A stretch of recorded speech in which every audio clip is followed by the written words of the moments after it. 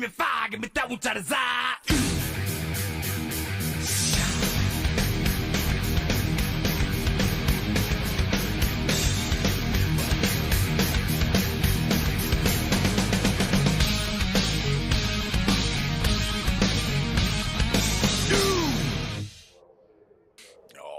Welcome back to Wind Tunnel TV, and tonight it's a North-South Racing League with the South Carolina Showdown Duels here for the season finale where a champion will be crowned. Live from Myrtle Beach, I'm Dean Doucette, joined by Mr. Colin J. Kennedy. Colin, nothing like a season finale, the chance to become a champion. Oh yeah, no doubt. Here at Myrtle Beach Speedway, and that used to be in South Carolina. It's a half-mile D-shaped oval, truly. And it's got a lot of character in it. We got an old track surface that will eat your tires up in about like 30 laps, and if you're not careful, you'll go straight to the back of the field. But we're in for a treat tonight. We're gonna see really who's the best at tire saving here, and see who cannot hit those turtles in turn 1 and turn 2. Yeah, the turtles will be deadly and will be one of the keys to the race here. And probably needs a little updating there. The pitting with the duels here. Will there be any pitting here tonight at all, Colin? Possibly, but it's probably going to be for damage from a wreck or anything. You're not really going to see anybody pit here for really gas or tires here. I mean, it's going to be a straight go. 75 laps really isn't a whole lot of time to get from the back to the front, really. And with how many people are in this field, I don't think we're going to really see that many pit stops. Just maybe a couple gambles, or maybe a strategy play to start up front the next race. Now we got a nice cool track out here. Do you anticipate that that'll affect these cars in any way? We might see a little bit. Really depending on grip right now, and this track is very low grip, so we might see a little bit more slipping and sliding just because of the temperatures, but either way, this track is already slick by itself, so we're going to be seeing some slipping and sliding all night. All right, well, we take a look in here on the point standings. It's Bryan Hacker. Last week struggled a bit while Gary Eschen got third. He fight in the last couple laps for second, couldn't quite get there, but he's within 23 points. He needs to basically win both of these duels and hope Bryan falters.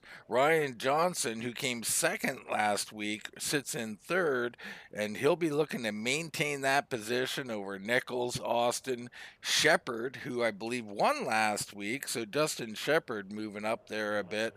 You got Rigsby, Gebel, Hoffler, and Brinkley. So Hacker, just Colin, he's just got to stay out of trouble here. Oh yeah, no doubt. And I mean, we're seeing really two different battles right here. We're seeing a battle for first and a battle for third, where there's only 8 points separating the points for third place. So it's gonna be a lot of not a lot of making mistakes from a lot of these guys and running the best they can all night.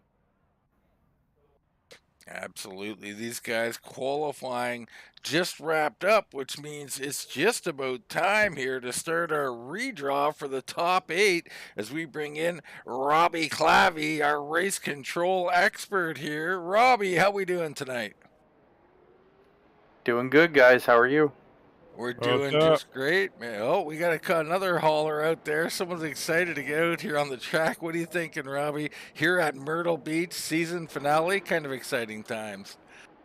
It is. This is, I think, the closest points battle we've had since Street Stock Season 3 or maybe 2. I think Philip Martin finished second to Dante that season by like 5 points. So it's going to be interesting tonight. It certainly will be. Well, let's get into it here.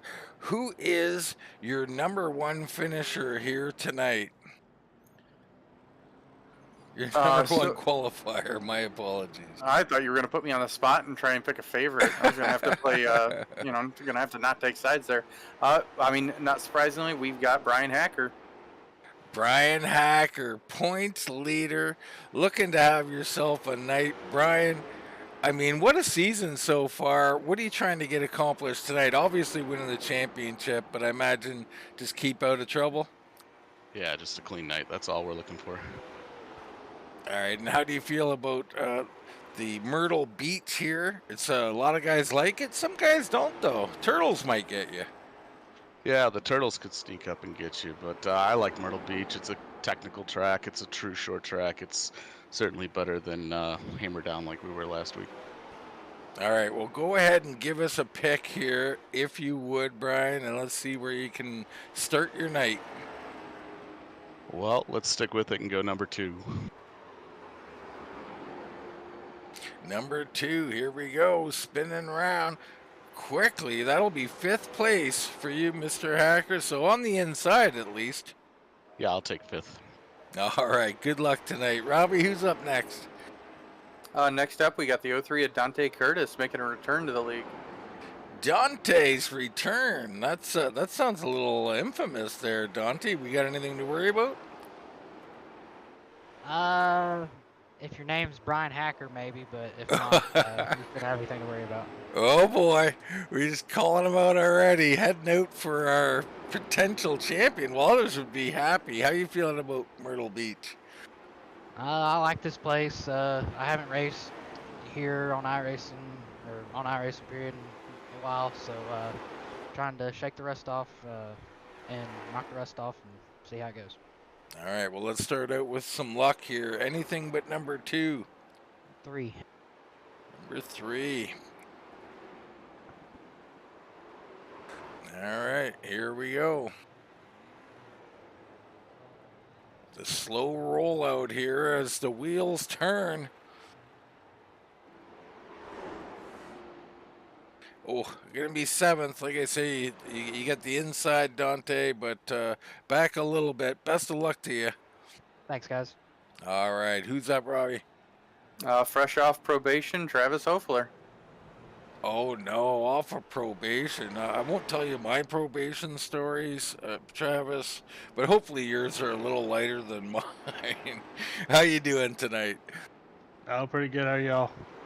Doing quite well here. So down on the track last night, duels. Any strategy? Let's say you're back in, and not to put you here, but let's say you're back in 15th place here. You looking to dog a bit and maybe start the second one up front? Nah, I'm just gonna run it out and see what I can get. I'm highest I've ever been in points, and it doesn't look like I'm gonna lose any or gain any. So we'll just kind of ride it out and see what we can make of it. Well, let's go get a victory here, and let's start with a victory on the draw. Anything but 2 or 3, Travis. I'll take 8. 8 coming out. Round and round she goes, and sitting in 6th position. Travis, yes, Travis, 6th tonight, outside. A little bit of work to do, but I'm sure you can handle it. Yep, we'll see what we can do. Thanks, guys. All right, who's up, Robbie? Next up, we got Ryan Johnson. Ryan Tiny Horse Johnson. Ryan, a hard-fought second there between you and Gary last week. How are you feeling about this week? I'm a little faster than I thought I'd be. Myrtle Beach isn't my favorite, but we're here. Hopefully we can finish the season strong and maybe take home the top 3 in points. Well, I like the way you're thinking, and then I think that'd probably be something you can accomplish here. I'm hoping to get a victory tonight. We got anything but 2, 3, or 8. Let's go with number 1. Number 1 in our hearts. All right, quick spin here. That'll be 2nd place for you, Ryan, so you're going to gain a little bit. Not too shabby. Nah, I'll take it. I had it last week, so maybe we can finish second too. All right, good luck, man. Robbie, who we got? Next up is the 13 of Will Eastman. Will Eastman. Man's been on fire lately. Will, you've been showing a lot of speed out on the track. Are you itching to get that thing into victory lane? I am. It's been a pretty rough year, actually. Has some speed, so hopefully we'll turn into something good tonight. And talk a little bit about it. I mean, late models, they're tough out here, aren't they? I mean, stuff can happen in a hurry, getting down in these corners, you know, quick braking, guys behind you can get into you. You need a little luck, don't you? Yeah, absolutely. A couple times early this year, actually, I missed the first race, didn't qualify. Was terrible in qualifying, and then just got spun with like 6 to go and didn't have enough time to get back up through the last chance. So it's definitely a problem with these cars getting into each other. Well, luck's on your side so far. The pole's still sitting here. You got 4, 5, or 6, or 7. Go lucky 7. Lucky 7.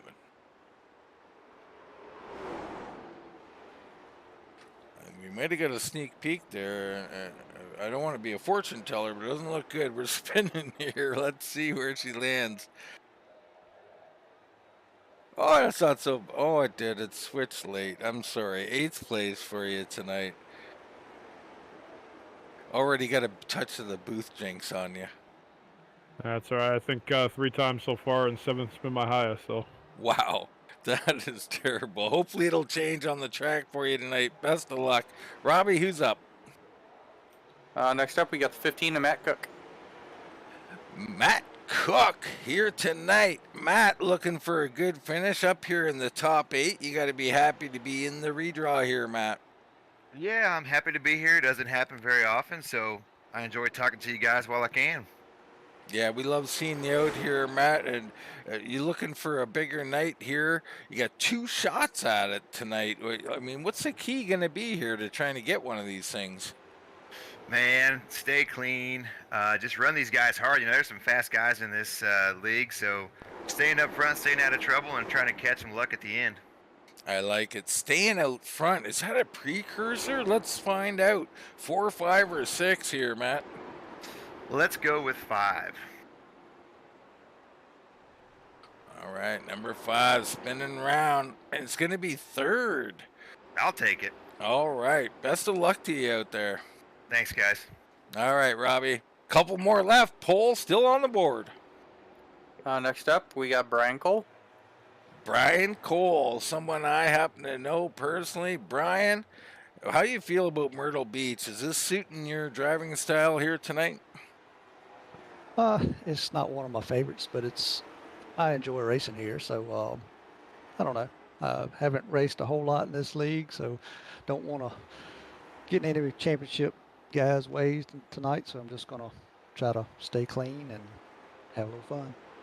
Yeah, well, that's always the best way to look at it. I mean, you don't really want to take out the leaders, but you also want to get up there and race. So a couple of short ones here tonight as we get into the duels, and you'll be looking to start up front. The pole's out there for you, Brian. Is it under the number 4 or under the number 6? Let's go with number 4. All right. And that was quick. I mean, it came up pole there. We're going to have to wait for the spin to finish and make sure. Oh, and wow, that's painful, Brian. I was not You very jinxed nice it. there. I did. The booth jinx again. Yeah, I believe it's going to be Get 4th. used We're to going to it. let this run one more time here. Hold on. Yes, indeed, it's 4th. I'm sorry, Brian. That was cruel. Well, that's better than I qualified, so. All right. Well, go get him, brother. Good luck. Thank you. All right, Robbie. Who's got the pole? In the category of stuff you can't make up, that would be the number 23 of Gary Eschen. Gary Eschen, the man who needs to win not 1, but 2 duels here tonight, grabs the pole without even picking. Gary, is it luckier to have others choose your destiny? Yeah, that's the way it seems, huh? Yeah, I mean, it's not normally something people like to do, but I mean, it might be working for you here. So obviously on the pole, how you feeling about that? A pretty short, we got the duel, so it'll be a fairly short race. I mean, it's going to be a huge advantage, you would think. Yeah, I'm hoping so. We got to have a good night both races to even have a shot at it. So, start on the pole definitely puts us in a good position. So hopefully we can capitalize on that. Well, we're rooting for you, man. You've been doing a whale of a job, a ton of seconds and thirds and that, and a win or 2 as well. But tonight, it's all up to you. And maybe you can talk to our first drawer there. I think it was Dante who said he wanted to wreck Dustin, or wanted to wreck Bryan Hacker, I believe. So maybe you could flip him $5. They're teammates, so I don't think he's gonna need to do that. All right, brother. Go get him, and good All right, luck. thank you. All right, that wraps it up for our redraws. These guys get ready to go racing out here. Colin, I mean, 7 guys. Nobody could pick the pole. Yeah, I know. I'm glad none of these guys are going to Vegas. That was horrible. Look, we've never seen that before. That was the first time we saw where it was the last guy to draw the pole. Yeah, they say the house always wins, right? Yeah, I guess so. Hey, but it's great for Gary. It really gives him that advantage that he needs over Bryan Hacker during these races. Yeah, exactly. He needed that, and you think picking last is no shot, but there he is getting it. And there's a look in on that 23 as he quickly goes in for repairs as warm up, finishing up. These boys ready to grit up in race number 1. Of course, we'll have a short break in between these races, and as these guys reload up and get re-gritted up and get ready. But right now, gritting up for race number 1 here in this RC2 Promotions event in the North-South Racing League. And you see our lineup now. Our top 8 are flipped. I think Hacker was around 5th or 6th, but the pole going to Gary Eschen. So that's something. He'll be starting up there where he needs to be as these guys get it sorted out. But from about like 11th back, you can get a good idea where those guys are starting. You got Martin and Shepard back there. Womack, Rigsby, Gebel, Austin, Gordon, Moore, Janin starting at the back, Keeler and Frankie Klein back there. Now, a couple of things here, Colin. We'll invert the field, so you're going to be starting at the back, or maybe finishing at the back in one and starting at the front in the next. Is that something you even want to do? Let's assume you're a little bit slower, you're a little off, and you're riding around in 20th place. Do you really want the pole in the second race, or is it a little too nerve-wracking? I mean, I say if you get into a wreck at all or anything, have damage, and you finish last, and you're still fast, I mean, there's still a chance for you in the second race. If it's not worth it to really run all those laps if you're not in a big point situation. So maybe chancing for that win on the last race of the season is just going to give you that little bit more motivation at the beginning of the next season to fire it off well and see how you can do. I mean, it's all about really confidence and the urge to want it. Absolutely. Couldn't have said it better myself. And, race car drivers want to race and they want to win. So they're going to be looking to win no matter what. I mean, I could be 17th. I could be 20. Looks like 21 cars, 21st here tonight. You give me the pole in the next race, I'm going for it regardless. I am too. And I think this is going to be a very close race.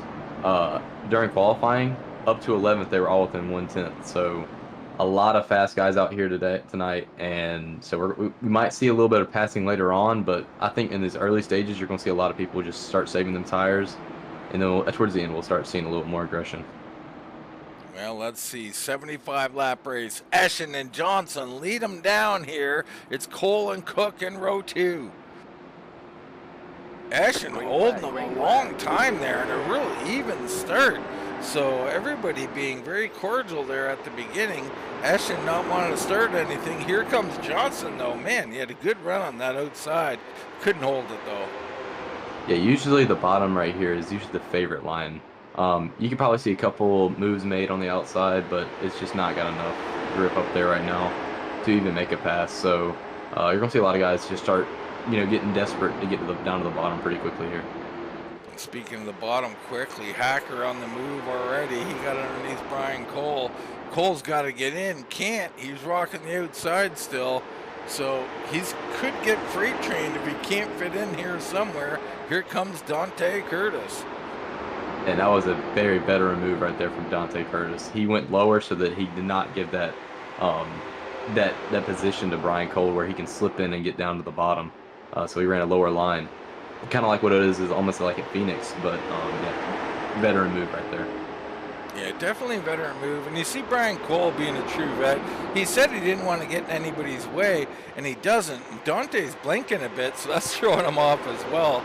He's going to fall in line right now, but here comes Philip Martin. as Travis Hoffler gets under heat from Womack as well. Yeah, I'm really surprised at how the outside's holding up. I think Travis Hoffler's now looking just for a gap, but it held up for a couple of laps, you know. I mean, it seemed like it held up just a little bit.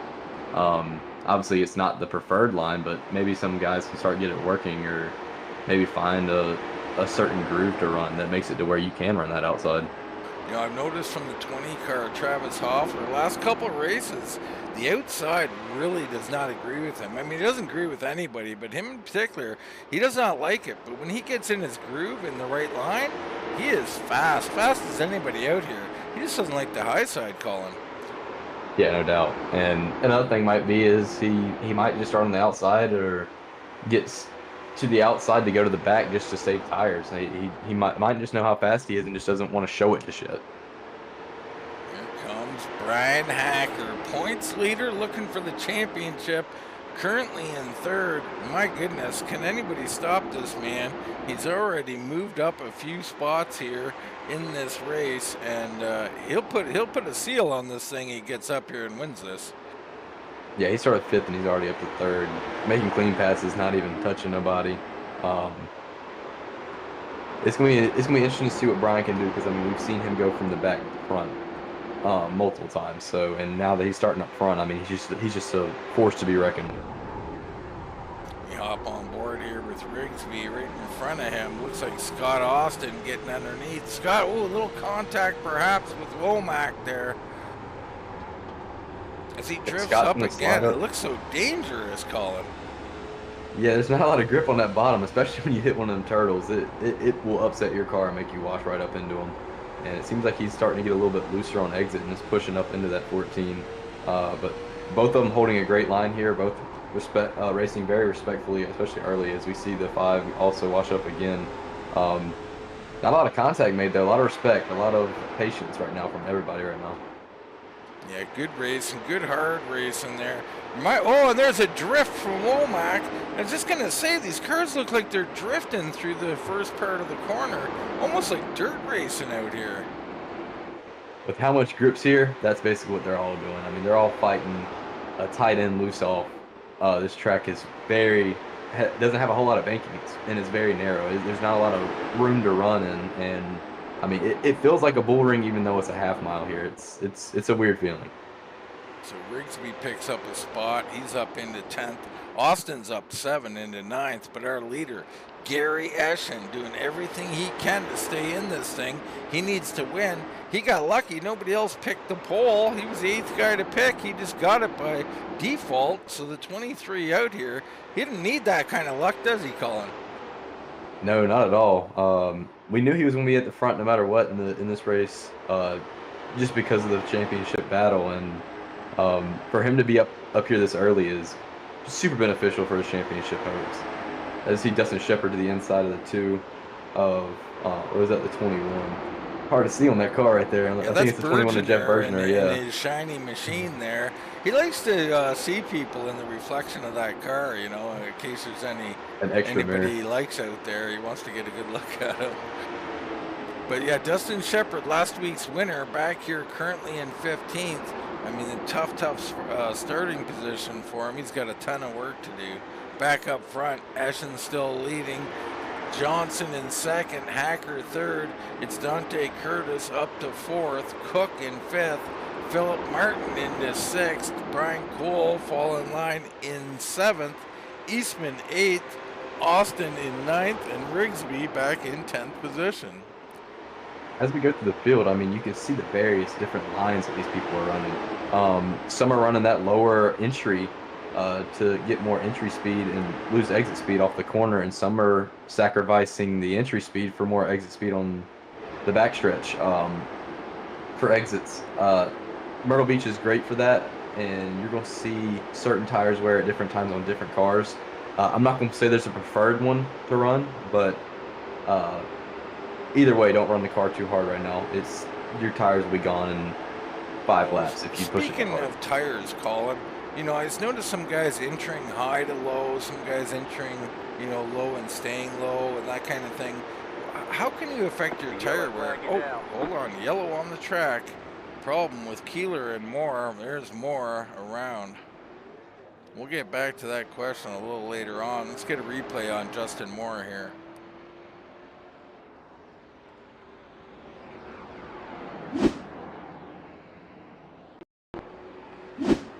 So you see Moore here riding in the 87, the 47 of Rodney Huntoon right there, and bam! He's going to clip him and do the old drive-by. It's like a drive-by shooting there, Colin. Typical for Myrtle Beach. Whoa, those shots fired at Myrtle Beach. So Eshen's still out front, lap 21 of 75 here in the South Carolina Showdown.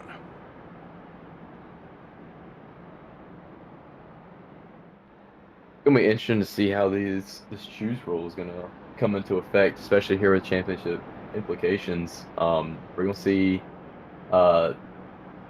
Gary take the bottom, and are we gonna see Bryan Hacker follow him, or are we gonna see the 38 of Ryan Johnson take the inside with Gary Eschen and give that outside position to Bryan Hacker if Bryan Hacker takes it?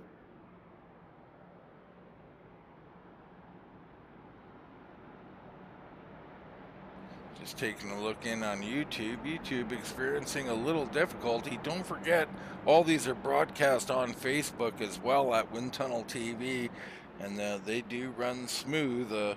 Every once in a while, YouTube has its issues, and it's on their end, so it's not a whole lot we can do about it, folks. Hopefully your experience isn't too bad. Eschen, Johnson, Hacker, Curtis, and Cook in that top 5. How about Matt Cook here, this 15? You know, it'd be nice to see Matt get up here and get a good finish this week. Oh yeah, no doubt. He's had a couple good runs here and there. He's definitely had his troubles with some wrecks and stuff that really isn't at his fault. This is a great shot for Matt to really show off who he is in this league and how he can run against these fast guys. As we see Bryan Hacker, he does take the outside instead of following Ryan Johnson on the inside. So we're going to see a championship fight right here heading into turn 1. Hang on, we're not going green. Yeah, this is it right here. Hacker and Eschen now side by side as Ryan Johnson chose that inside. I mean, I like that choice, but Hacker's tough. Don't leave him an opening because he'll fill it quick. Yeah, Ryan Johnson's definitely got to get his power down, get rolling, because Bryan Hacker, he does not waste a whole lot of time. It is all go for him.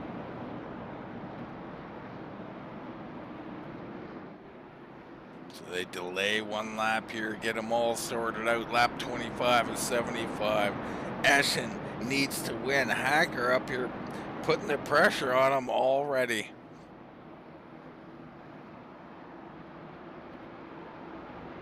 Closing in on 50 to go here. See what we get. Let's see what the championship fight's all about.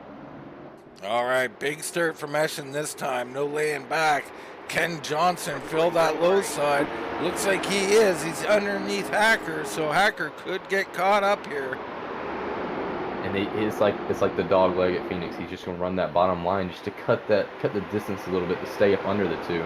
The two got a great launch off the corner though, with all that momentum, and it seems like he might clear him off the corner. He might. Wow. Hacker. What a couple move. of corners by the two. Super impressive. Gets down in front of Johnson. Johnson's got to be upset about that. That is impressive. You don't see that very often here at Myrtle Beach, especially with how fast these tires wear out. You'll lose grip super fast, and that's just impressive. A little further back, Philip Martin loose. He gets into Brian Cole. Cole's around through the grass. He goes. No caution on the track. He'll go to the back of the field. Wow, he'll start thinking about race number 2 and having the pole perhaps. Gary Eschen still out front. Ryan Johnson starting to stalk Bryan Hacker now. He's closed that gap even though Bryan has really got around him. It seems like he can just run that bottom line way better than the two can right here. Let's see the 48 on the outside of the 31 of Justin Rigsby. The 46 got into the wall right there off the exit. That's easy to do on this high side. You just don't have enough grip really off the corner. It's very slick off that corner, so expect a couple wall hits throughout the night. Rigsby doing a nice job. Philip Martin filed in there and found. Yellow flag is out. And we got a little pile up at the back here. Looks like Gebel, Gordon, both involved. The 91, yeah, that's Gebel there in the 91. Not sure if Brian Cole caught a piece of that or not. I doubt he was probably a little further back and not involved in that. Let's have a look.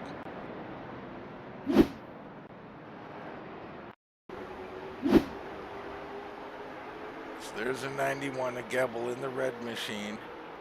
A little bit of a dive bomb. 21, that's an extreme dive bomb. Yeah. Up onto the turtles, and bam! Untune involved there. Yep, Brian Cole got through it cleanly.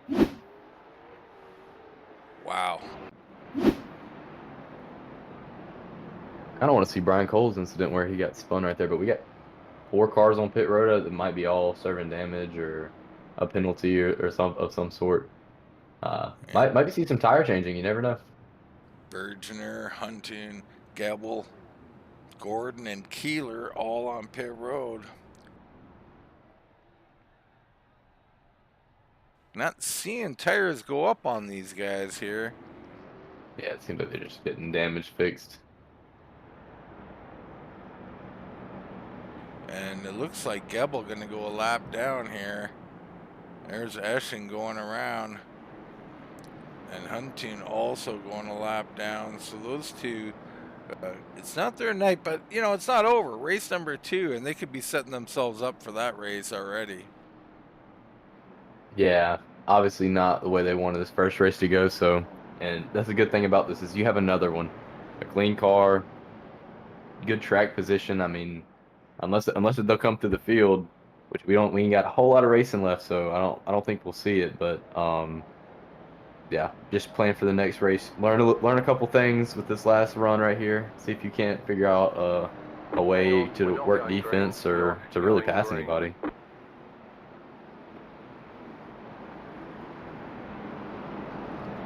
As we see Bryan Hacker take the inside behind Gary Eschen this time instead of opting for the high side. So we might see a little bit of a shootout between Johnson and Hacker right here on the restart, almost like a retaliation.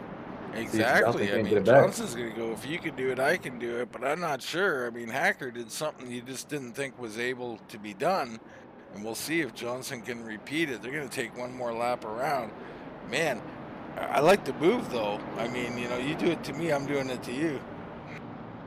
Oh, no doubt. And what does Ryan Johnson have to lose really here? I mean, I know he's third in points, but always looking for a win. That's the thing about Ryan Tommy Horse Johnson is he's always looking for that win. He always wants that win. He's always thirsty for it. So see if 38 can't retaliate and get back to second here and challenge Eschen for the win.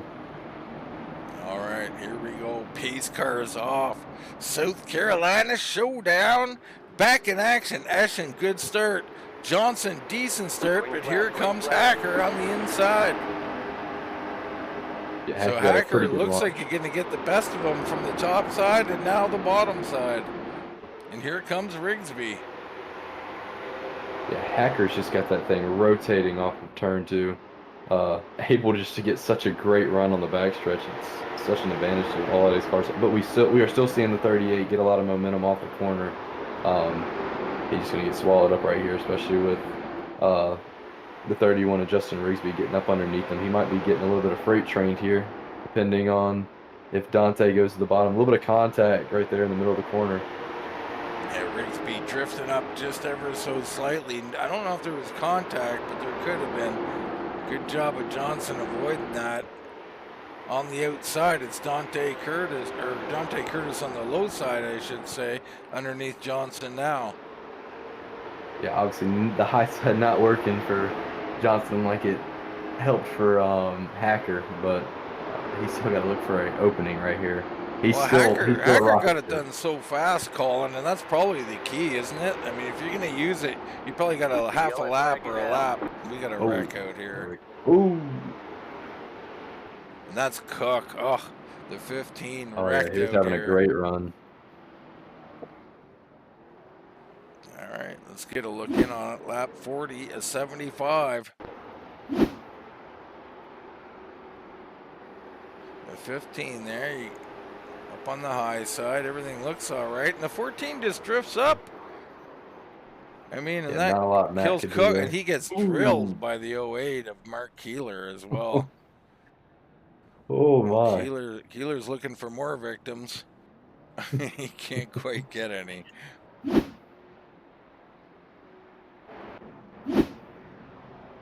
So the 15 heads to pit road, and word has it they're hearing curse words come out of that car.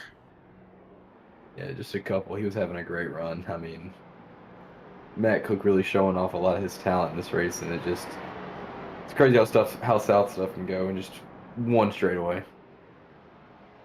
It looks like YouTube is straightening itself out for whatever reason. Glad to see that. On pit road, you got Keeler, Gordon, and Womack, along with Cook.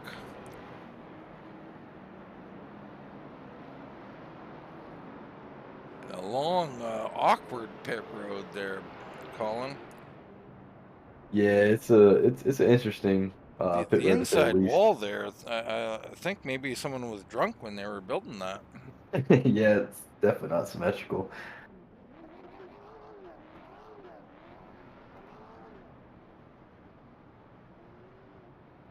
So as they get their service, you see Eschen coming around. They got to get out of pit road. Gebel comes in too, so Adam Gebel making his way onto pit road. There's Womack and Keeler and Gordon coming off pit road. I don't know if Gordon's going to beat out Eschen.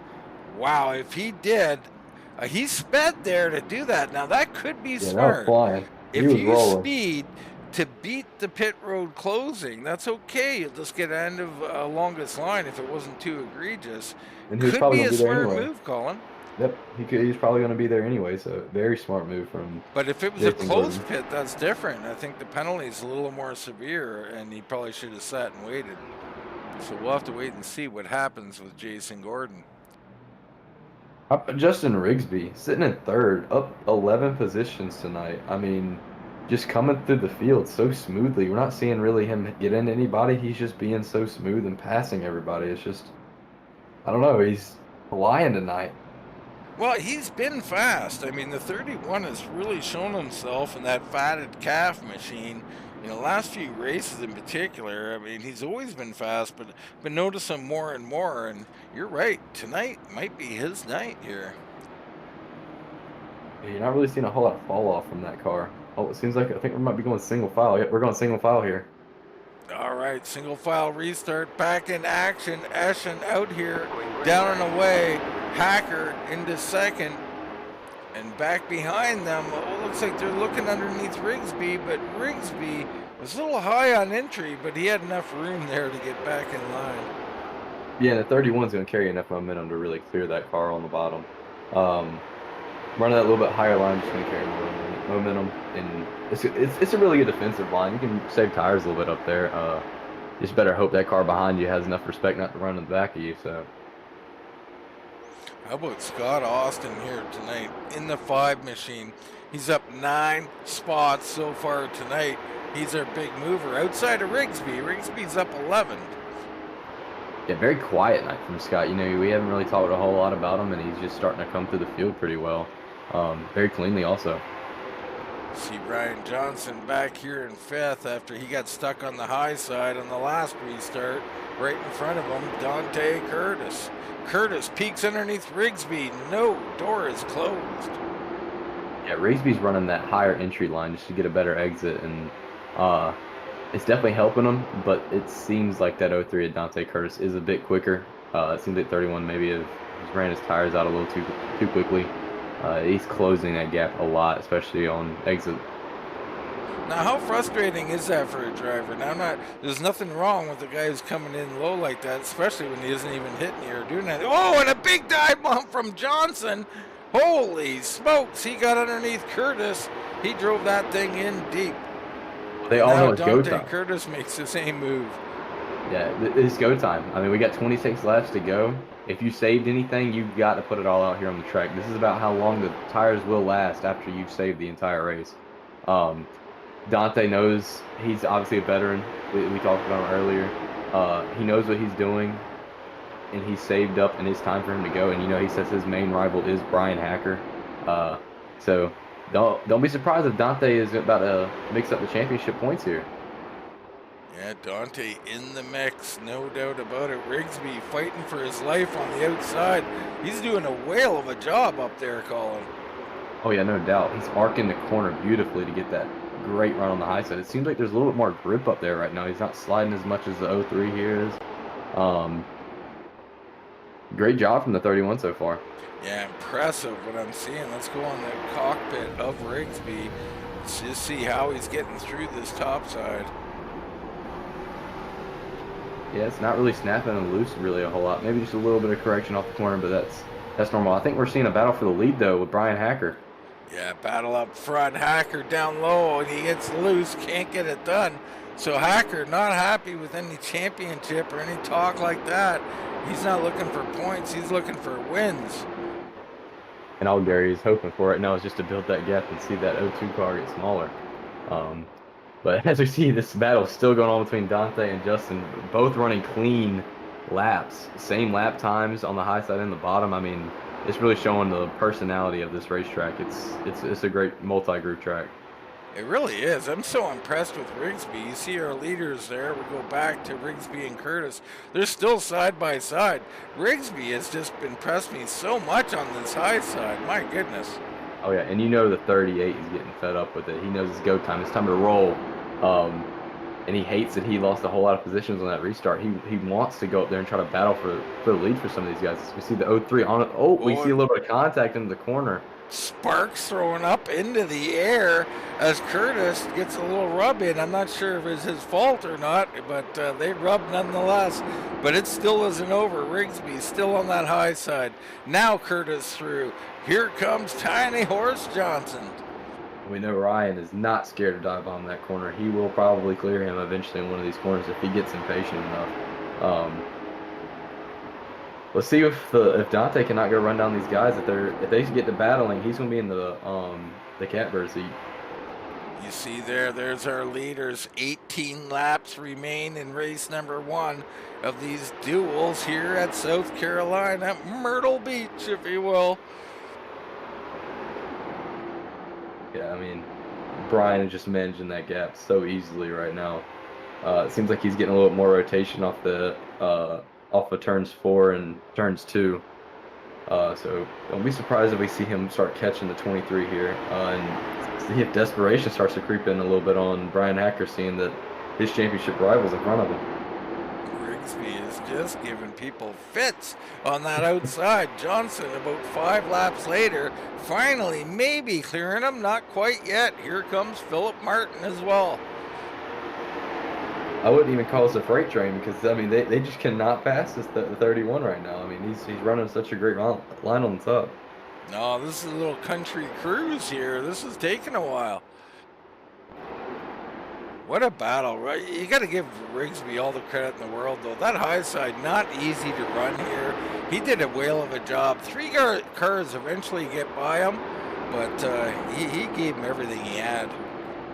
Oh, yeah, no doubt. And getting back down to the bottom here, he's just going to try to manage the best finish he can here. He's definitely ran his tires a little hard. Don't know how much passing he can do now, but still, great effort from the 31. Speaking of effort, here comes Hacker. Let's get an in-car camera of Bryan Hacker and see if he's got anything. 13 to go.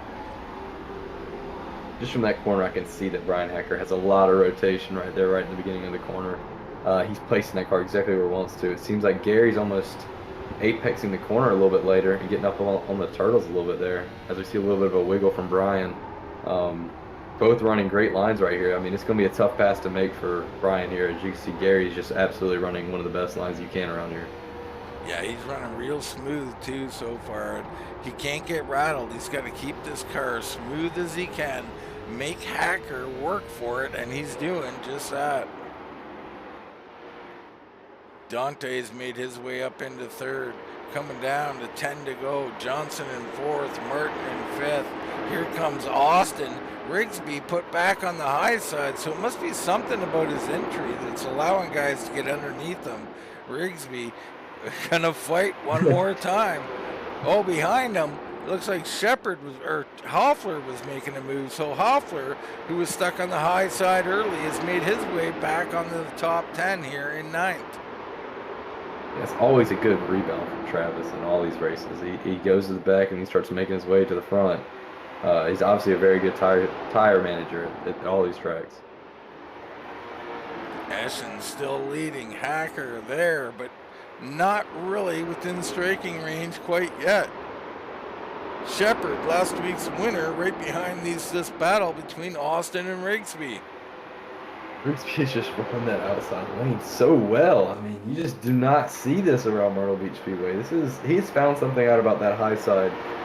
He's gonna be a danger on these restarts coming up on this next race. He's gonna be one of the best on the high side. Don't be surprised if he takes the high side on all these restarts.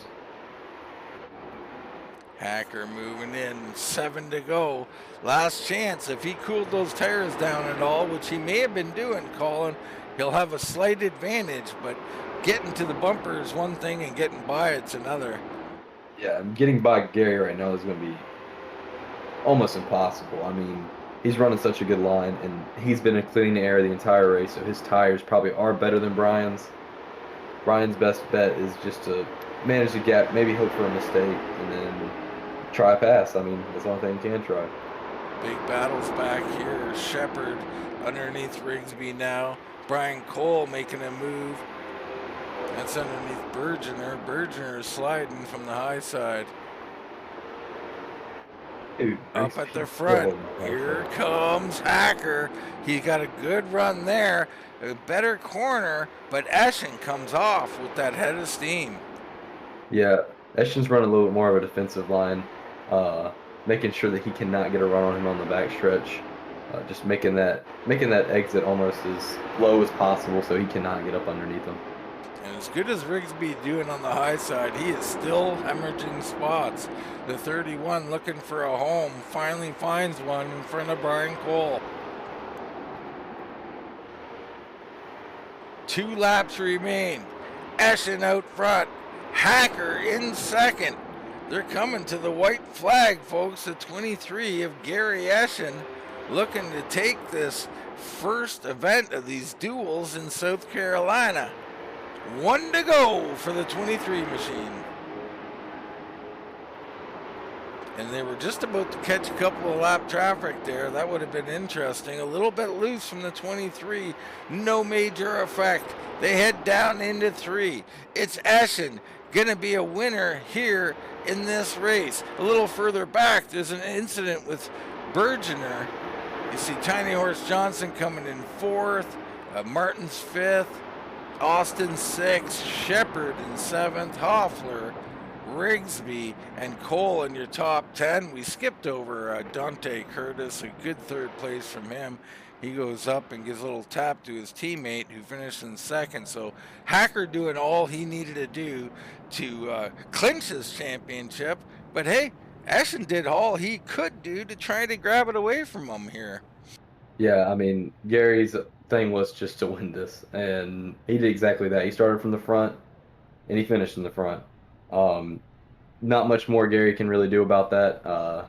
What the rest of the field does is not his doing. But yeah, I mean, Gary's just got to go to this next race and run his heart out and hopefully get by Bryan Hacker. It's gonna be a tight points battle right here on this last race. Yeah, it certainly will be. These guys put their hearts on the line as we're going to try and get an interview here with our race winner as we bring in the 23 machine, Mr. Gary Eschen in victory lane. Gary, congratulations, man. Thank you. I mean, you had to do it, right? You're out here. I got one shot. I got to win basically both of these things. At least you got to win the overall night. You get out here and you clinch it. You look in your mirror, and that bucker, Bryan Hacker, can't shake him. No, he's damn good, and you know, I was trying just to be as smooth as I can and trying to keep that gap, and I know he was right there the whole time, and I couldn't get away, and I was just glad I could keep him behind me. which is Talk a very little hard to bit do. about that. You're saying about being smooth because you looked really smooth. I mean, Hacker can rattle anybody because we all know he's got the speed, and we know you do too. But you didn't look rattled at all. That car looked like you were running a very consistent line. Were you pushing for that? Is that how it was working out there? Yeah, that's what I practiced a little bit last night, and today just trying to find consistency and the good spots to hit, and I thought we were pretty good. I screwed up a couple times. I hit those damn turtles, and man, I was like, oh, here it goes. I just gave up the lead, and he got underneath me there, but I was luckily I was able to keep the momentum and stay in front of him though. Yeah, you did a great job. So race number 1 in the belt, Gary. Go get him here in race 2, and who knows, maybe a little luck will fall your way and be champion, but at least you can put a victory under your belt so far tonight. All right, thank you. Well, Colin, Gary Eschen out there tonight taking this thing in race number 1. Yeah, Gary did a great job. Leading flag to flag, no mistakes really from him. I mean, he had a lot of pressure put on him from Bryan Hacker, and he didn't even flinch. Like he was so confident, and that's all he needs tonight. He just needs one more good finish, and we'll see how the points swing. All right, well, while these guys get this thing sorted out for race number 2, we're going to take a little break, and we'll be back in 5 or 10 minutes here with the second of the duels here at Myrtle Beach.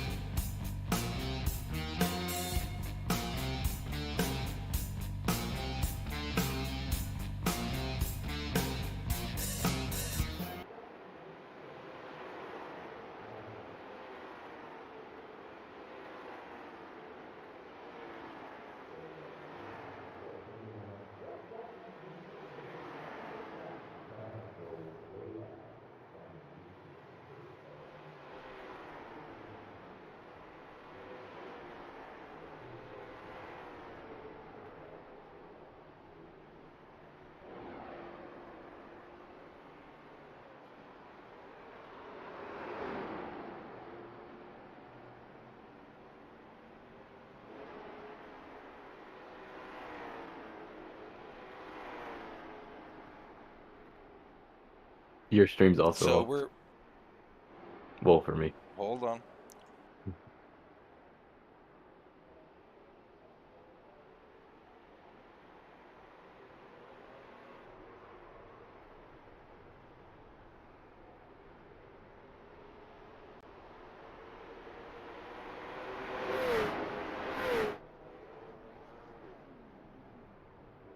We get a couple of things sorted out here, and we're back here at South Carolina, Myrtle Beach for the South Carolina Showdown, race number 2.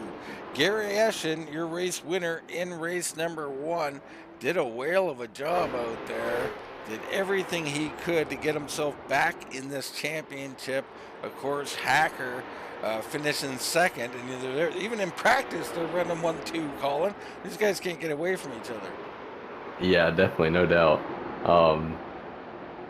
I mean, all Gary can do now is just be consistent and hope that he can pass Bryan Hacker, because I mean he's got to start behind him.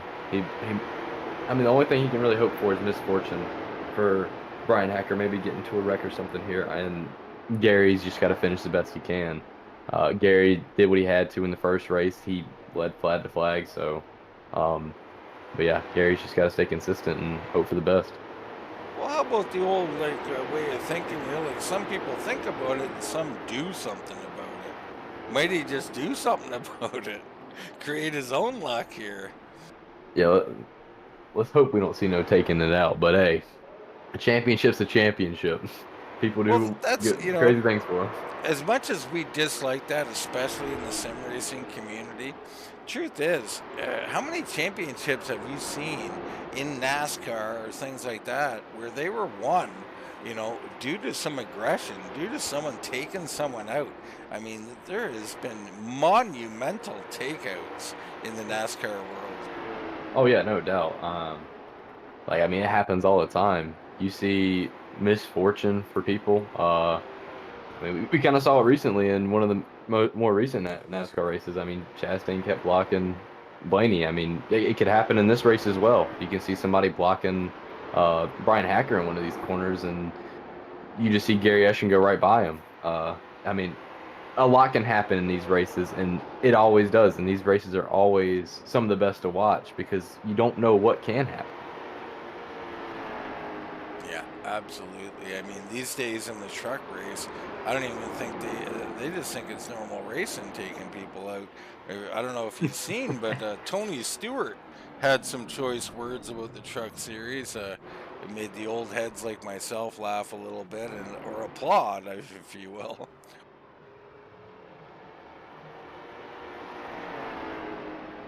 Always like Tony's takes. What do you think? A little bit younger man, Colin. What do you think of a guy like Tony Stewart? Oh, I love Smoke.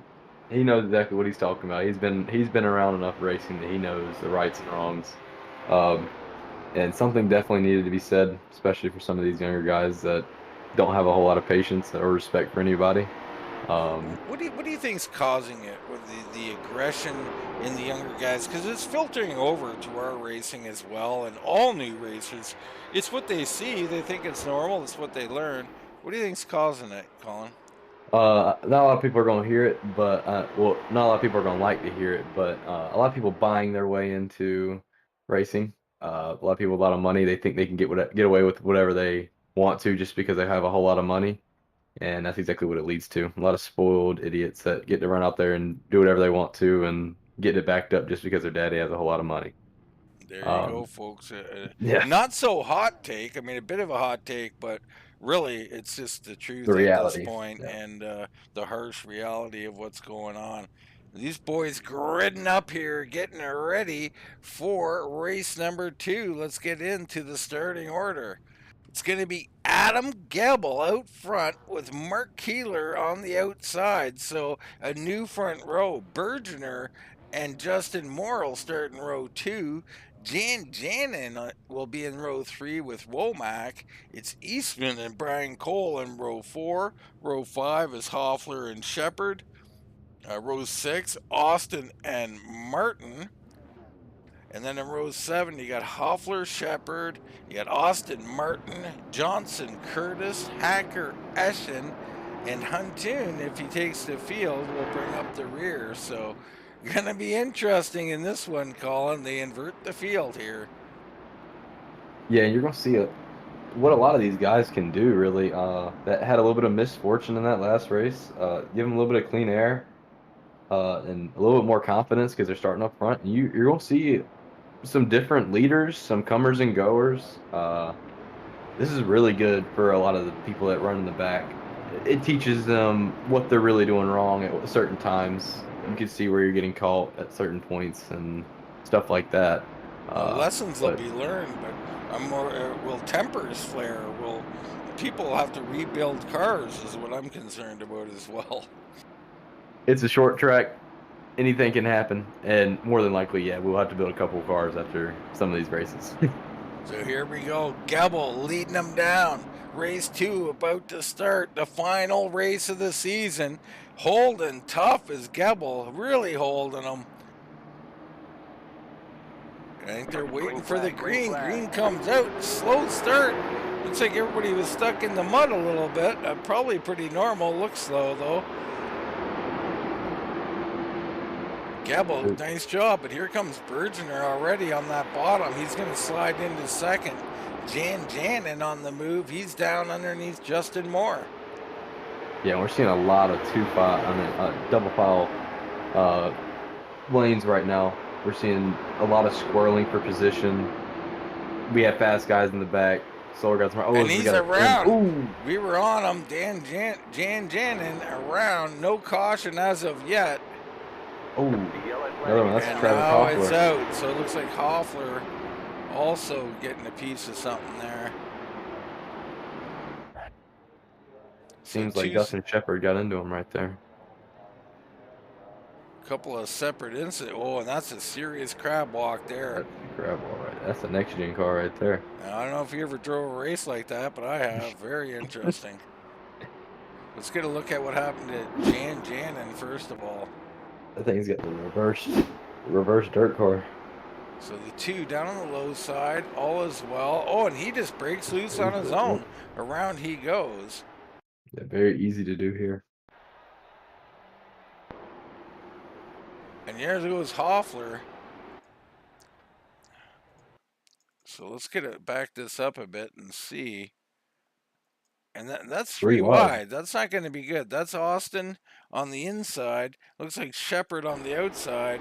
They're coming around him. He was a little slow and a little contact there and then just finished off. So that is just not fun for Mr. Hoffler. Yeah, you're seeing a lot of aggression from these guys that are in the back. They know how quick they are. They know they need to get to the front before one of the fast runners like Gary or Bryan get there. So you're seeing a lot of desperation for some of these guys. Yeah, I think you hit it on the head. The race is not just with the guys in front of you. It's the guys around you, right, Colin? Like you just explained. Like you see Ryan Johnson on the low line making hay and you're stuck. You're like, oh no, I'm going 3 wide. I got to get up there too.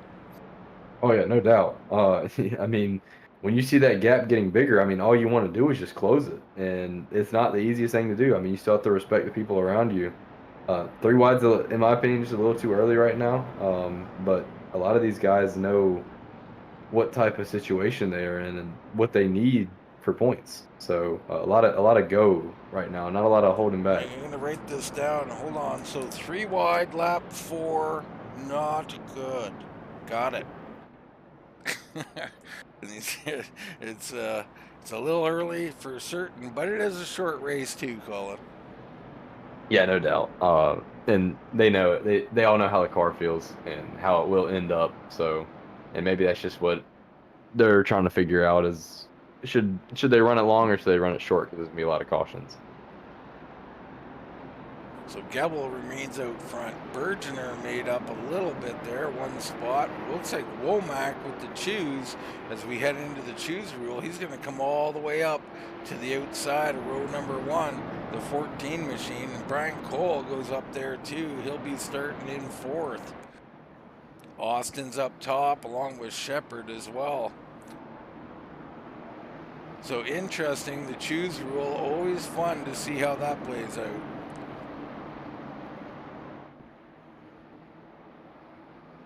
Gebel leads him down. He's down and away. Good launch this time. Green, green, green. Right behind him, Bergner gonna fight Womack. Looks like Brian Cole's gonna come underneath here and try and follow Bergner through. Yeah, Brian Cole found a gap quick. Austin and Keeler are getting into battling behind him, so yeah, he saw that gap and he took it. You see a little bit of contact between the 89 and the 87 and Justin Moore. They are 2 by 2 back there. Cole being patient, trying to get underneath Womack here, and he will. So we look a little further back, and they are side by side. Justin Moore, you got Tiny Horse Johnson on the high side. Shepard thinking 3 wide momentarily there. Yeah, this is a lot of shuffling for position. They're just trying to get to the field while being clean and not wasting a whole lot of time. Let's just hope that they don't get too aggressive here at this point. And you see Hacker's directly behind Tiny Horse Johnson, just trying to come to the field as quick as he can. But there's just really no room for him to go right now. Well, it's Eschen who's got to get in front of Hacker, and Eschen right behind Hacker right now. So I don't know if he wants to get to the bottom or what. Oh, and a big check up the 08, kicked up to the high side. That's going to bottle him up here as they head down in the corner 3 wide. This probably won't work. So far it does. Hacker's in the middle of all 3 of it. So and there it is. Hacker is wrecked. Unbelievable. And there goes Philip Martin spinning as well. So you can get in the corner 3 wide, Colin, but you can't get off it, can you? No, there's not a lot of space back there on that backstretch, especially trying to set yourself up for that next corner. There we go. There's a 3 wide right there. Everybody trying to hold their lines. There's just no room, and you see Philip Martin doesn't know that they're 3 wide, so he can't stay 2 lanes down. He's trying to filter up to 1 lane down. That gets into Hacker up into whoever is on the high side there. You have to forgive me for not remembering everybody there. And as you see, Gary Eschen has passed Bryan Hacker, so he is in front of championship leader championship leader Bryan Hacker. Yeah, well, I mean, Hacker was spun there, so yeah, great for Eschen though as we head into the choose here, and we'll see where everybody goes. And I don't anticipate single file, but they might do it here, Colin. It's possible. I think that they'd probably go for another 2 wide double file restart here. Just because it's only the 2nd restart. Well, honestly, I mean, on championship night, I mean, I'd like to see them race go single file. But either way, I mean, they know what they're doing here in the control room, so they'll make their decision. Oh, yeah, no doubt. Either way, I think that we're still going to see some great racing. There's a lot of aggression. Still, the field is split up. Fast guys still towards the back. Some of the slower guys battling really hard up front. I mean, they're not really losing a whole lot of time and stacking really anybody up. So, might see a little bit of a surprise winner here. I mean, you got Dante Curtis back here in 12th, Hacker in front of him, Eschen in front of him. There's Eastman, Ryan Johnson. So all these fast guys back here from 8th on back. You got Shepard a little further up in 6th.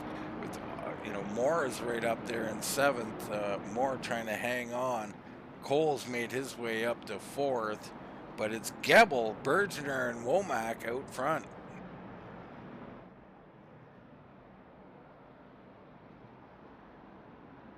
About Scott Austin, once again, moving through the field throughout this race. Up 6 positions already. He was up plenty in the last race. I mean, he's obviously got a quick car tonight. And he's moving through the field, so expect him maybe to challenge for the win here in this race. So they do choose here. They do go 2 wide. Cole chooses the top along with Womack. Looks like Austin stays on the bottom and Shepard goes to the high side. Pace truck off. Adam Gebel leads him down here. Lap 17 of 75 in race number 2.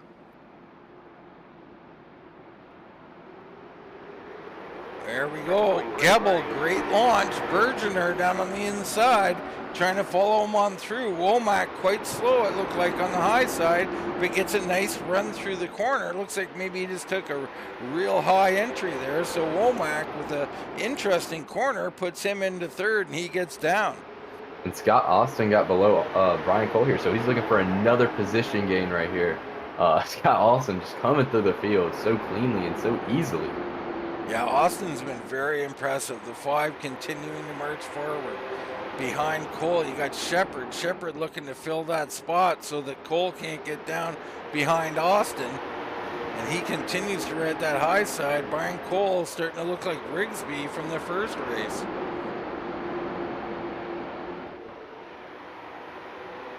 Battle's all over. These guys really slugging it out. Eastman and Tiny Horse Johnson going at it back here. Yeah, Dustin Shepard's about to follow Austin through and get below on the 82 of Brian Cole. Might be seeing a little bit of a freight train here. I don't know, with this big group that's behind them, you're not going to see really anybody go anywhere. There's just not a lot of racing room, and there's a lot of people. As you see, Bryan Hacker on the outside of the 23 of Gary Eschen, and he's actually got a nose on him. And there's really nowhere for either of them to go right now. I'd like to put my finger towards Gary. Johnson in front of them got loose there, and you see Justin Moore get a little loose to the bottom.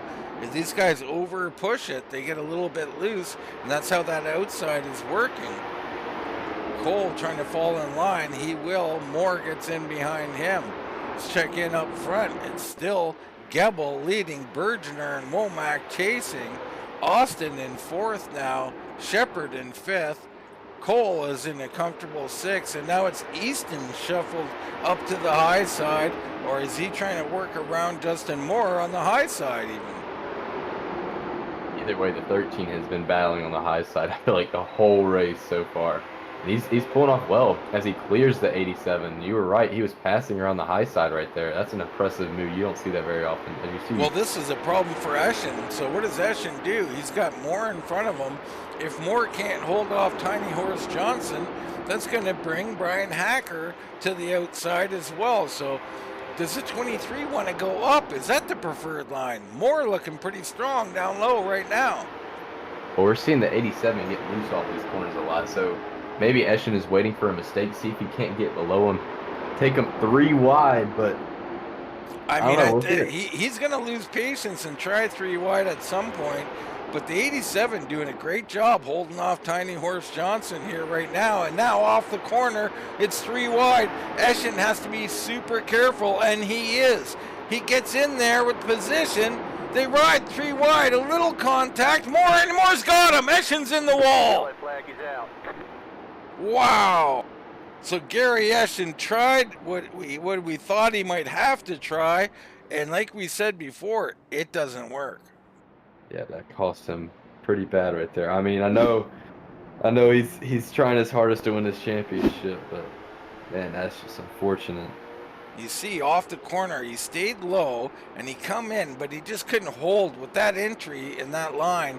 And then Moore trying to hold his line, but you know, you got to lay that. You can't lay that one on Moore at all. He was trying to do everything he could, and I think Eschen just.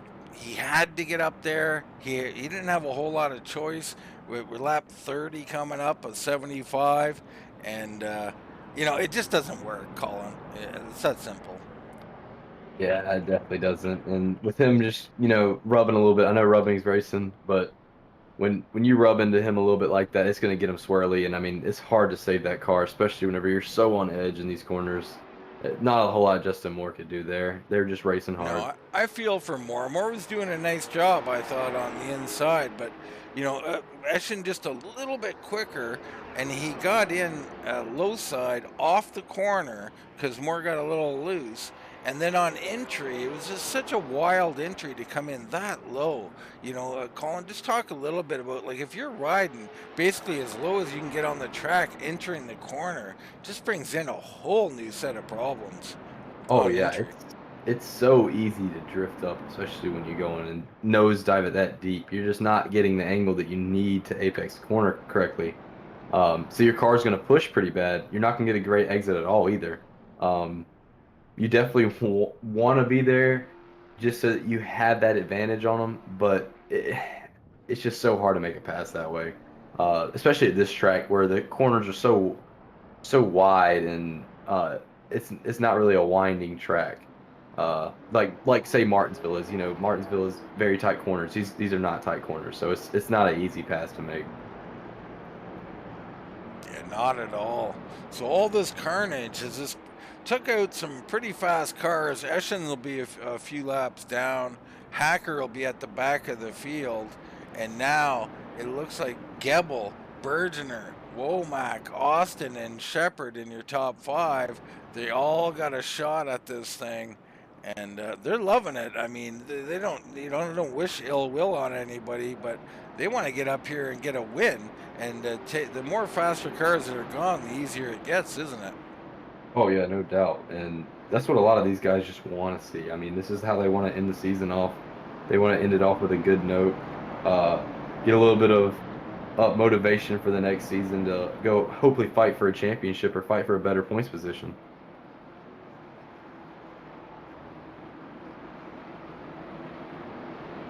So here we go. Myrtle Beach, race number 2 on the restart. Wow, Gebel from the high side.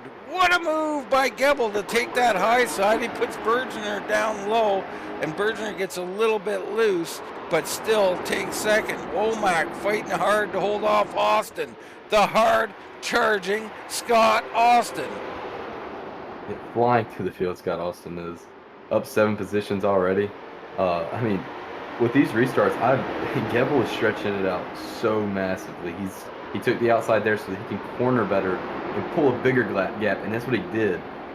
Now he's got a massive gap that he just has to manage, and now he's got all the clean track, all the clean air. As you see Bryan Hacker get to the bottom of the 30. Is that no? That's not the 30. That's the Dante Curtis. That's Dante Curtis. Dante not regular here, so hard to recognize him, but he's a heck of a racer. And in front of him, Tiny Horse Johnson and Eastman slugging it out. Back up front, Gebel walking away from Bergener. And behind him, Womack really starting to put the heat on Bergener. And Womack's in the wall, though. Here comes Austin. Scott Austin trying to take this position away. Again, Womack tags the wall. Scott is just so smooth, and he does not make a whole lot of mistakes. He's just carving his way through the field cleanly. As you can tell, it seems like the 14's just getting a little bit more better exit, especially with that that higher entry. A little bit more patience here from Scott since he's up front, and I think you'll see him leading this thing within a couple laps. Well, I think you're right. I don't think that. I don't think Scott's going to be leading this thing as Gebel and Bergener are out there a bit. Womack I've been impressed by too. Womack held him off there, and he was a little on the high side. So Austin's got his work cut out for him, but I take nothing away from Austin. You're right about one thing. He may be the fastest guy out here right now.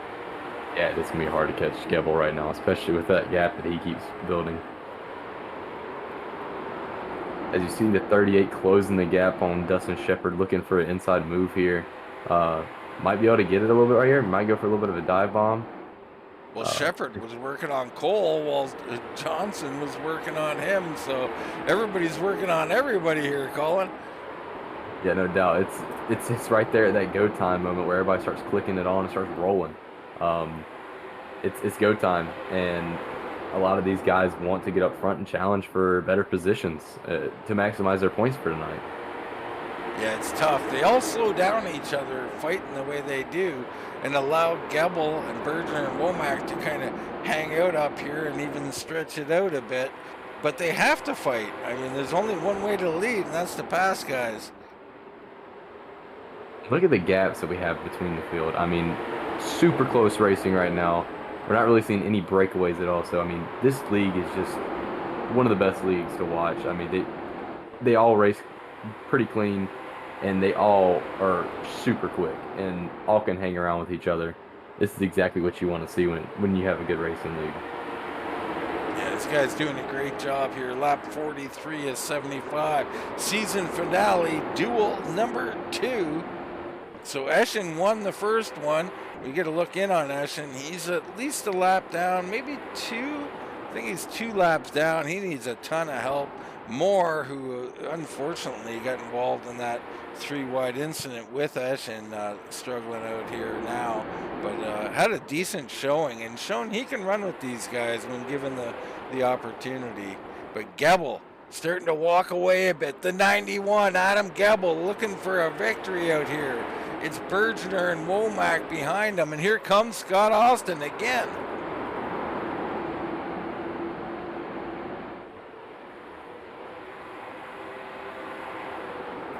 Let's go on board with Austin and just see what he's doing here, Colin. Ooh, Wow, he's getting a little bit of doing a loose. lot right now.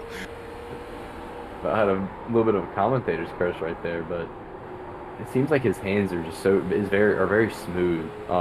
Very smooth of the wheel. You can tell that the car is just rotating right for him. You know, it's funny that you say that. I don't want to contradict you constantly, but I was thinking it looked like he might have Tourette syndrome the way he was flicking that wheel around there at the beginning. That happens every once in a while. You're just trying to figure out your limit. And Scott's definitely just trying to figure out what he has left. I mean, there's not that many laps to go, and he knows that it's time to go. He just needs to cut back on the mistakes and try to figure out the best way to pass these cars without getting into them or wrecking himself. All right, so Austin continues to challenge here, but actually he's getting challenged now by Brian Cole. Brian Cole sitting in 5th position, and he's got Johnson right behind him along with Dante Curtis.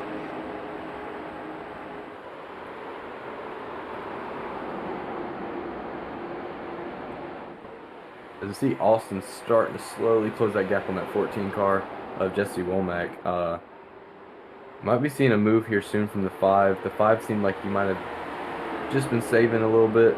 I mean, besides that one little moment where he's getting loose, he's definitely faster than him because he keeps getting right to his back bumper and then just making a mistake here and there. But we'll definitely see something here soon from Scott Austin.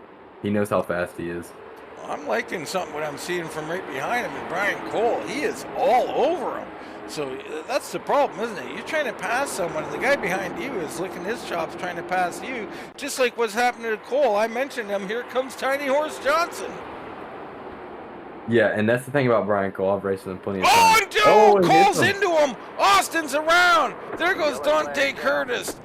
Eastman's involved. Hacker weaves his way through. Of course, Hacker come to the front one way or another. Not sure what happened there, but Brian Cole's running so smooth, and all of a sudden, oh, and you see him there, loose off the corner. So the tires are a little angry. He comes into the corner, good roll. Austin gets a little loose, and bam, Cole just gets a good run off, way too good, and it's on. Jefford smacked that wall. Some hard licks there. Tiny Horse Johnson driving backwards to try and hold his spot.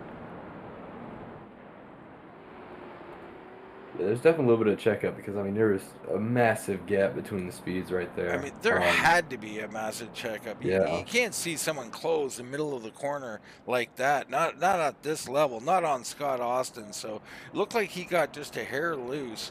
Maybe we'll go back to it one more time and hop in his car here of Austin.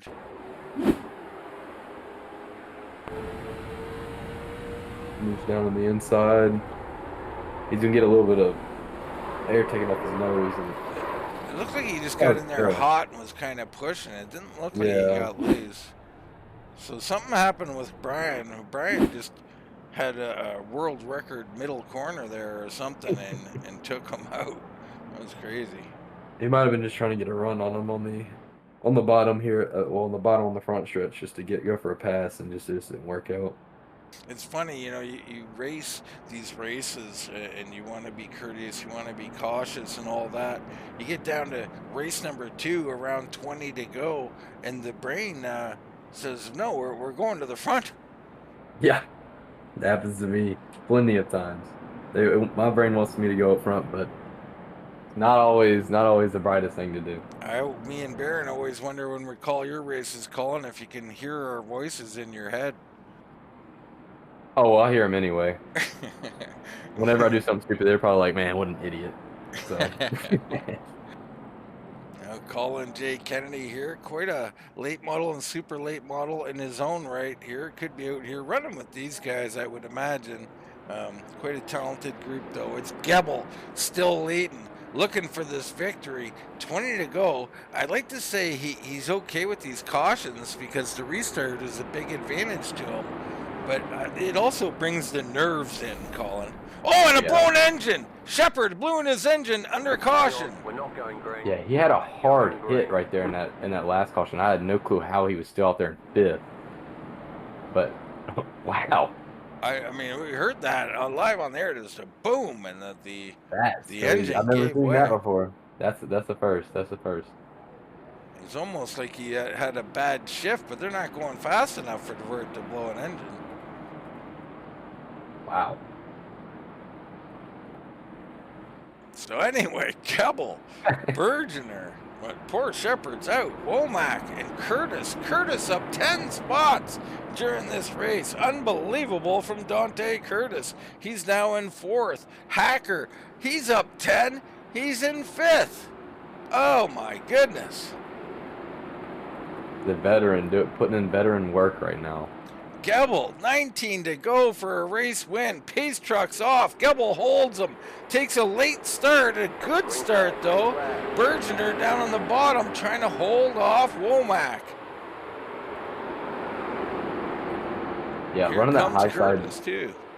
Yeah, running that high side for Gebel, all it's doing is helping him because he's pulling that car that's in the second lane on the outside of the car that's in second, and it makes them battle. So he's just going to gain more gap throughout every single corner they take while they're still too wide. As we see Bryan Hacker, oh wow, Johnson gets up underneath Hacker right here. Seems like they had a little bit of contact entering in the corner. Maybe a bit of retaliation because Hacker just gotten around Ryan Tiny Horse Johnson. Could be there. That was interesting for sure. Up front though, Gebel's loving all of it. They get single file. Coming down to 15 to go. It's Gebel leading Bergener and Womack still. As these guys, you know, they start up towards the front here in race 2. Gebel starting on the point. They ain't giving it up. It just shows you, you know, last place in race 1 is a first place and a race winner in race number 2. Exactly, and he is definitely making a whole lot of moves right here. He's definitely quick as we see him get to the bottom. Or is that? Here's Dante Curtis and Ryan Johnson here battling. Is Johnson going to the outside of him? Or is I think he is. I think Curtis is so damaged. You look at that car. Looks like someone took a sledgehammer to it. Maybe an ex-wife or something. As we see Johnson go to the bottom here, I don't think he's going to have the nose there just yet, but Johnson definitely has the faster car. What a move. That was a great move right there. Just slowly brought it down below him and got to his inside. Put it in a little bit deeper than Dante could, and as you see Johnson get up underneath him, going to probably get this pass here unless the 03 can hold it on the high side. He can. I mean, what a run off the corner. Wow. The 13 looked like he had some stickum there, the way that car was rubbing those tires. That was impressive. You see him still wiggling. He is fighting. I think that car is too injured to hold off Johnson here, but he is trying for everything he has. Right behind them, Bryan Hacker looking for a championship. We're coming down to 10 to go for Adam Gebel, who's out front still. And finally, Johnson gets by, and now here comes Hacker. Yeah, Hacker not really having to do a whole lot here. Just really finish the race, but I mean, why not finish strong on the last race of the season whenever you're going to win the championship? So race car drivers don't know anything but racing. They just race and let the chips fall where they may. Scott Austin goes into pit road. What a shame to see the 5 car down there. Up front, a battle starts to rage on. 9 to go. Bergener is there. Wow, and what a roll through the bottom there. Watch Bergener roll this bottom, Colin. Yeah, it seems like he's just setting the car a little bit, setting up the car better later for the exits, and I think it's helping him more in 1 and 2 than it is in 3 and 4. Let's see how much time he can just gain just by. Oh yeah, he's just rolling the bottom way better. He's just getting a better exit than the 91 is. Maybe the 91's burning up his stuff a little bit, just trying to hold it. We might see a little bit of a battle here for the lead on these closing laps. I think so. Through 1 and 2, he is so good. Watch the late part of 1 and 2 here for Bergener. He just gets a little Slowly lower. too. Wow, and he hit the turtles there a little bit that time, so that'll hurt him.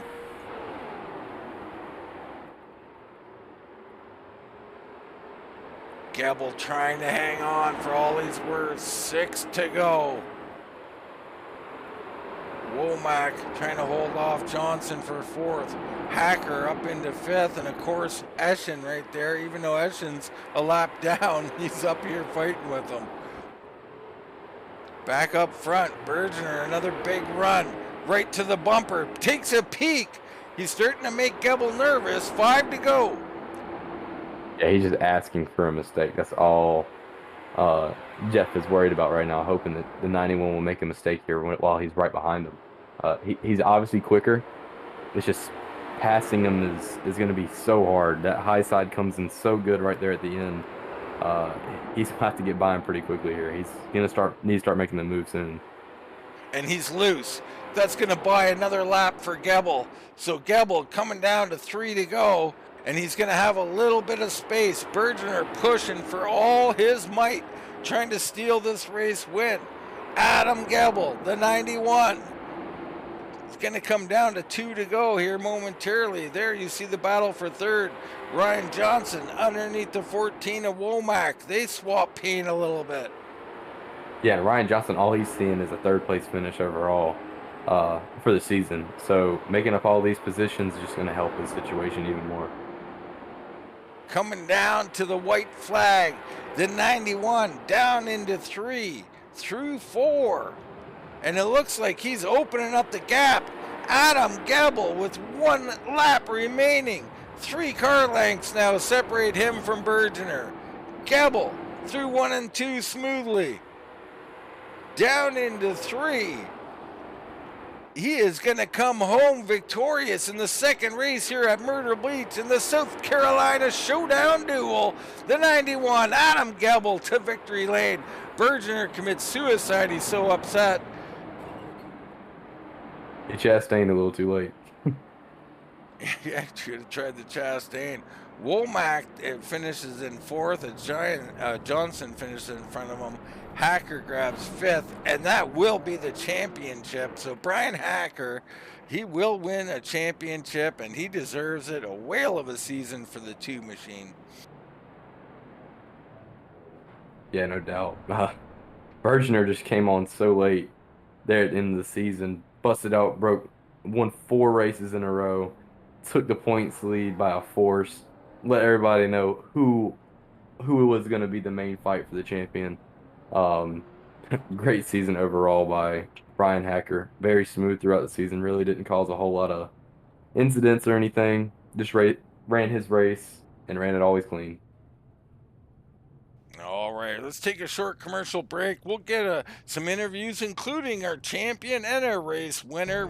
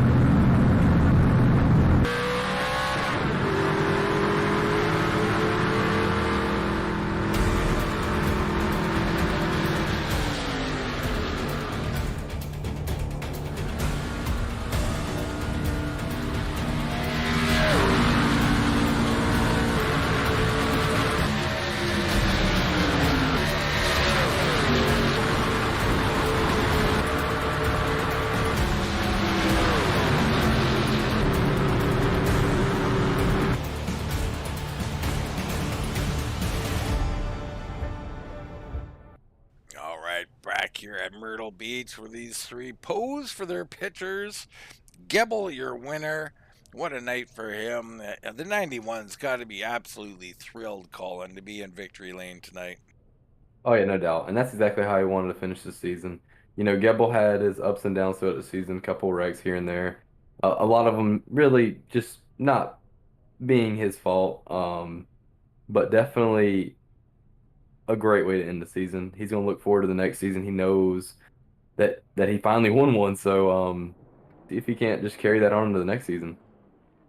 Yeah, absolutely. It's going to give him momentum. And right now, we got another guy who's got a little momentum after a second place finish tonight. That's a 21, Jeff Bergener.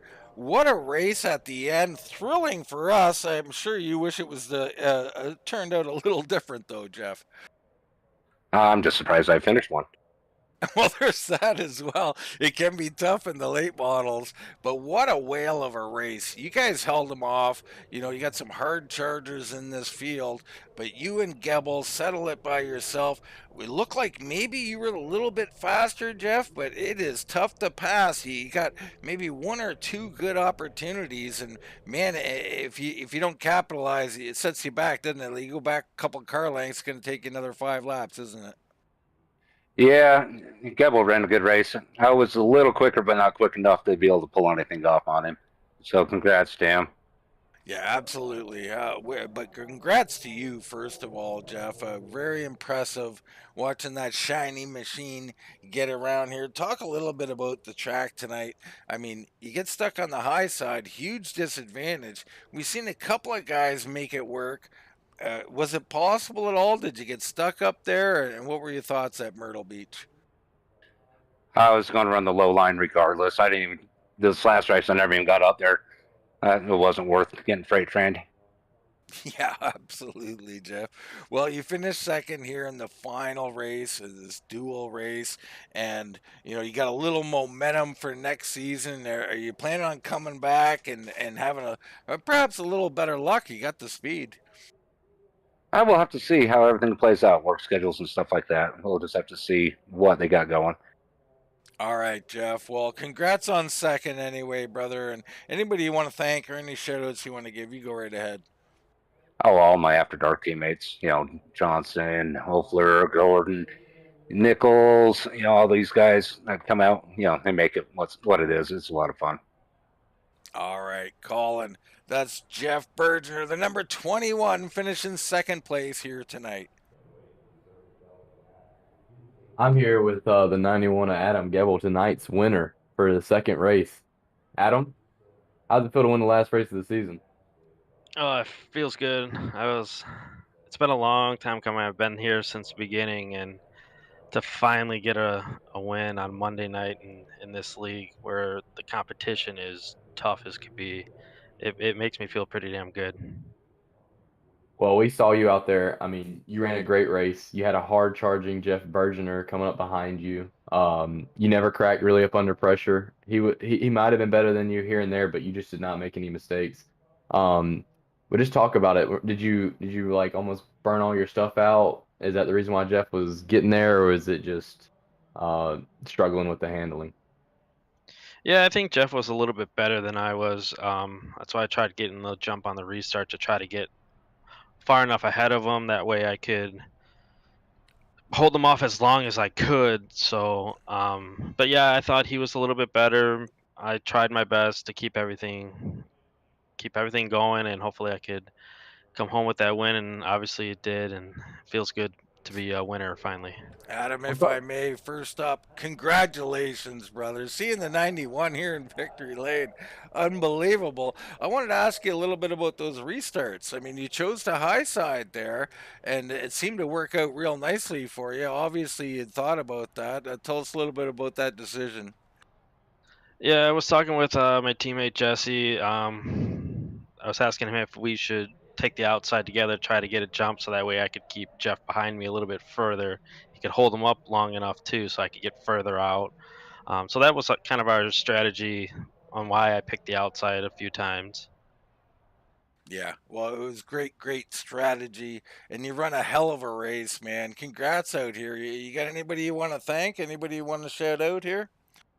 Yeah, I just gotta thank everybody from this league, the admins, you guys as well, my teammates from Team 217, Austin Designs. If you're looking for someone to design your cars, he's the guy. Scott Austin's the guy to go look at. And obviously, on time promos, it's where I work. We do a bunch of T-shirts and everything like that. So if you're looking for stuff for your business, hit us up on ontimepromos.com and we'll hook you up. Love it. There we go. Adam Gebel, the 91 race winner here in the finale. Phenomenal job he pulled off. But we turn our attentions to, as we look on the board here, the 5th place finisher here in race number 2. But the number 1, the champion, Bryan Hacker in the O2 machine. What a season, Bryan. Congratulations. You're a champion, buddy. Thanks, man. Feels pretty good. I joined this league several seasons back, thinking we're in the street stocks, and at the time I had done really well in a couple street stock leagues, and was like, well, I want to race against the best of the best, and showed up here. And the first race I showed up at, I think there were 56 cars, and they had to send like 26 people home or something crazy like that. And I thought, well, I've got my work cut out for me. So, I finished second a couple times. I've never won one of these with North-South Racing League. So this one's pretty big for us. Yeah, well, it was, and of course, your main competition, Gary Eschen. You guys can't get away from each other. You're back to back in race 1, and you're fighting in the pack in race 2. Talk a little bit about the battle when you invert the field like that. It is tough, boy. If cars get side by side in front of you, what do you do, Bryan? Yeah, it was tough. So you try to figure out which line you want to be in. There seemed to be a couple guys in each line that were maybe holding up lines from advancing forward. So you're trying to figure out which line you want to be in, and then once you get stacked up 2 by 2, you don't really have a choice. You're just you're at where you're at. So we got caught up in something where we're 3 wide. Somebody got pushed up the track. We went 3 wide, and I think the 46 thought we were only 2 wide, and he came up a little too far, and I thought we were fine. We made contact, and he went around, but it knocked the toe out of it pretty bad. The car was awful for the rest of the race. It was really bad, and so I was just kind of cruising around thinking, all right, if I hold on to the tail end of the pack, anything can happen. And unfortunately, Gary got caught up in something too. So I hate it to go down that way. I wish it would have been like the first race where we were battling 1 and 2, but it is what it is. I'm glad we came out on top tonight and this season, and this is one that I'll carry on for a while. Yeah, absolutely. These championships are very hard to come by because, as you know, and everybody knows, it's not just talent, it's not just speed. You need all of those things, and we've seen you. We've seen pitting strategy from you. We've seen track strategy from you. We've seen you race clean, come from the back, and all of that. But damn, you need some luck too, Bryan. These are hard to get.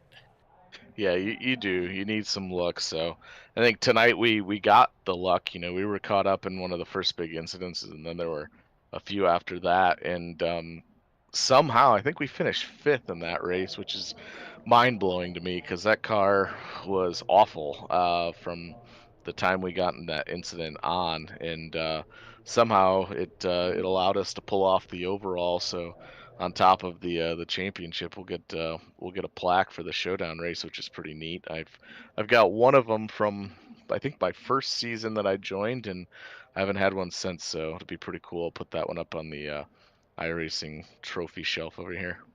Awful car, amazing driver. Yeah, go ahead, Colin. You got a question for Bryan at all? Well, Bryan, I just want to ask you, winning those 4 races in a row, how did that like boost your confidence when it came to, the championship chase? I mean, the entire season, I mean, you were kind of just racing clean, and then you just bust out the gates and you win 4 in a row and just take the championship lead with a force. Like, how does that really like affect your whole season?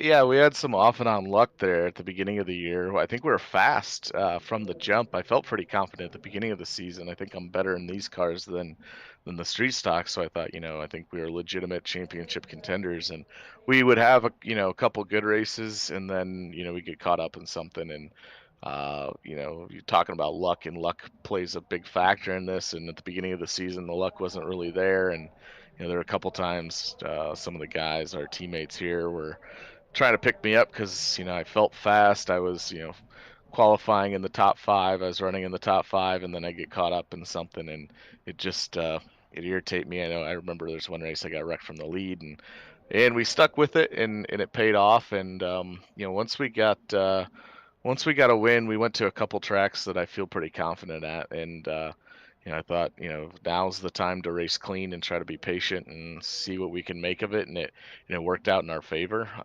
4 in a row. I don't think that certainly wasn't all skill. There's a lot of luck in there, and then we went to Bristol, and it all changed. And tonight it was a little bit of both.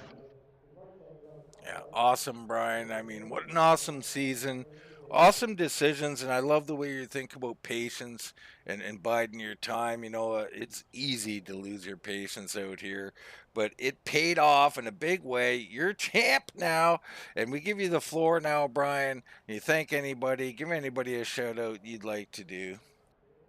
Yeah, this one might be a little longer than normal, but so shout out to my wife. She lets me do this every Monday. Watches the kid and puts him down. We do trade offs, and I always get Monday night off to come hang out with you guys and the rest of the crew, and I appreciate that. And everybody that watches, I know there's our regular viewers. I've got some of them that tune in every week. So thanks to the guys that watch. So my family, friends, the some of the sponsors on the side of the car. Those guys all for helping out and being supportive. Scott Austin Designs, always putting together good looking cars. So he's got the overall, I think, winner and the winner of the second race tonight. He's both wraps designed by Scott. So he's really good and really a really creative talent. So if you need a wrap, go to Scott Austin. Boulder Beer Bar up in Boulder Junction, Wisconsin. Same with Aberdeen Lodge right down the road in Manitowish Waters, Wisconsin. If you're ever up in the Northwoods area, go check out those places. And Carbon Junction, if you're looking for outdoor apparel, Carbon Junction is the place. Thanks to you guys for doing this. I really enjoy going back and listening to you guys, Dean and Colin. I know we're down a soldier tonight. It's just you two, but I appreciate what you guys do. You really know what you're talking about. You don't get that with every broadcasting company. You guys bring some analysis that really makes a lot of sense, and I think shows the audience that you guys do know what you're talking about. So that's pretty cool. And then lastly, thanks to the guys at North South Racing League, I've become friends with a lot of these guys, on and off the track, and the admins do a lot of work, and there's a lot that goes into it, from planning the season to all the social media outreach, and making sure that we've got talents like you guys coming in to showcase everything. So big shout out to all those guys for putting this on. So this one's a big one for us. This one goes up into the the top echelons of league wins that we've been able to bring home. All right. Well, congrats again, Brian. Colin, Bryan Hacker, man, not just a champion, but a great representative here, and maybe blush a little bit too. There, he's kind of nice to I us, Colin. know. Overly nice. I don't know about all that, although about all those compliments, but hey, I'll take them. Definitely take them, and the league is general, North South Racing League. Go check that out. Anybody who's interested, a great racing league, and like I said, they couldn't be happier to have a guy like Hacker as their champion, because just a class act. I mean, these guys, we don't know them in their real lives personally, but you get a good feel for people, and there's a wealth of talent in this league. But I think more importantly, Colin, there's a lot of good people in this league. Oh yeah, no doubt. Like Bryan Hacker, just always a class act. Always represents himself well. Shows that he deserves this type of stuff to happen in like a good championship. I mean, great season for a great guy.